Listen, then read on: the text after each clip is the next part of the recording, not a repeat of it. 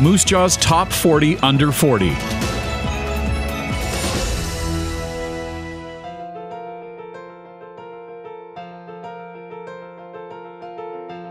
I was really fortunate to be able to study both in Cairnport and in New York. I studied musical theater at a conservatory in New York, and it was an amazing experience working with people who are working on Broadway currently, and then people who taught performers at the Metropolitan Opera. I did some stuff with the University of Manitoba, some opera labs, and different teachers in Ontario who were also wonderful.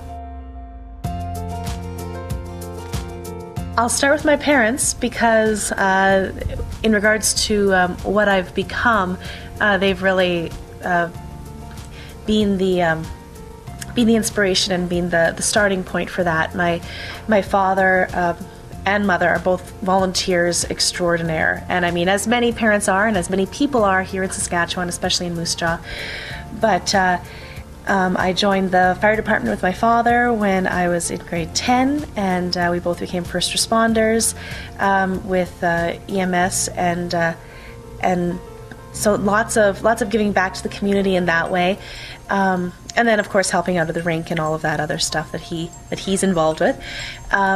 And then my mother, she was involved in the music department at Briarcrest, and so helping out with putting together shows and decorating the foyer for the big craft sales they'd have outside of their musical times, and she started directing shows ever since I can remember. She was always directing shows at church or at the school out in Cairnport, and so I became, I was there, and I learned all the choreography, and I learned all of what she was doing, and eventually, by the time I was in grade 8, I was helping to conduct. Grade 10, I was directing shows, and in grade 11, when she decided she was done with that, I became a director of 2 musicals a year and had different college students working underneath me, and so when it comes to leadership and caring about the community, they've been excellent examples of that for me, and I've really gotten a lot of experience from them as well, working in the community. My husband is Jeffrey Allen Sawatzky, and he sings the anthem for the Rough Riders, and he brought me back from Toronto. I was out there for a couple years, and he brought me back to marry me, and also to so we could go on an Organization of Saskatchewan Arts Council's tour. So we did a lot of work like that. We're on a CD, Fields of Gold, his CD, together, and we continued to perform with our orchestra and band, and it's really awesome. I have one baby, I've got 3 stepchildren, and I've got another one on the way. So congratulations! It's full family, amazing family.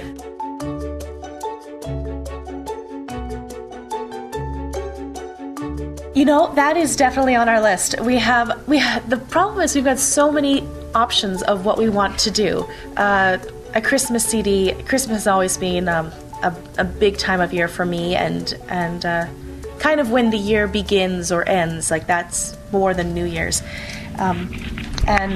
So yeah, we have our lists together, and as soon as I get a chance, I mean, I'm kind of like being pulled apart here with everything, but as soon as we get a chance to kind of move on to the next project, we've pulled up different factor grants and different things to try and move on to that project as well. I don't know, it might be silly, but I'd love to do some opera, and I'd love to do Die Zauberflöte, the Magic Flute by Mozart. It's a role that I've played the Queen of the Night, and it's just kind of a fun, magical show. I saw it done at the Met when I was living down there in New York, and it was just this big family, kid-friendly show with massive puppets, because they got all the dancing bears and all of that. It's silliness. Anyway, that's a little bit of time before that can come here, but I know there is an opera community out there, and I love doing all of that.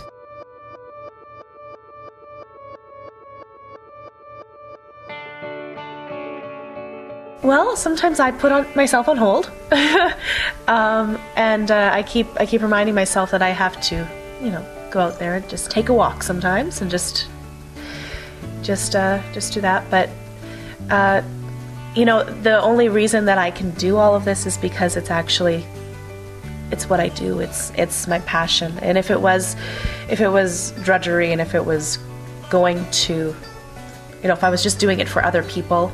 But there is a real huge sense of fulfillment. I really feel like I am contributing to the community and to the lives of so many of my students, and providing an opportunity for artists in Saskatchewan. I feel like I'm, that there's importance here, and because of that, I don't get as tired as I should. So that's a good thing.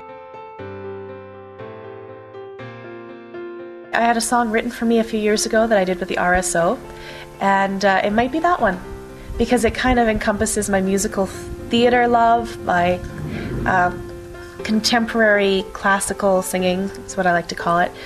It shows my range, and it's a lot of fun, and it was written for me by Ken Dosso. It's called Good News. It's a Christmas song about the angel coming and telling everyone it's good news, Christmas is here, and Jesus is here, and it's got all these different melodic themes from different Christmas carols that come in and out of it, and that's cool. Yeah, it's really cool. It's awesome, and even better, it's written for you. It's kind of like, well, this is my baby. Exactly, right? I'm gonna sing it. Who else is going to?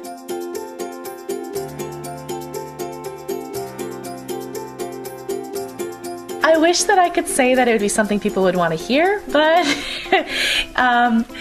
we have lots of silly songs, and so part of me is like, how can we capitalize on that and make that into but I don't know, I don't even know if children's shows would buy the songs from us. They're so ridiculous, but I have thought I should probably record a couple of them just for posterity's sake. I keep telling him though he should serenade me more often. I think that my favorite show was Beauty and the Beast. It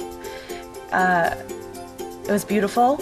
The costumes were amazing. The wigs, we had an amazing wig master doing all of that. The cast was phenomenal, and I had the pleasure of being a part of that show up at Persephone about 6 months later, and I love the show itself. I mean, it's a Disney princess show, but I don't know, just something about the way we did it here and in our theater here. It's just really, really beautiful. Well, it's got to be the molding, like just all of that, all of the gorgeous way that they've rebuilt it and restored it, I guess is the right term. I remember I was working for the city. I guess maybe not the city. I was working for Tourism Moose Jaw when they were gutting it and working on the restoration of it. And I remember I'd walk by. I was an ambassador to Moose Jaw. I had one of the green shirts, welcomed people to Moose Jaw. And I would look through the window, and I would just, try and sort through all the dust that I'd just look through the window, and I could see right into the back alley because they'd leave the back doors open and they were fixing things up. And I remember thinking, one day I'm going to perform on that stage. One day, this will be my new theater. And I had, growing up in Caronport, there was the Hildebrand Chapel, which was, my second home, and just because of the huge productions that we'd do there and the amount of time I would spend working on the choreography and all of that there. And then there was a smaller place that we called The Landing, a smaller old dance hall from the Second World War.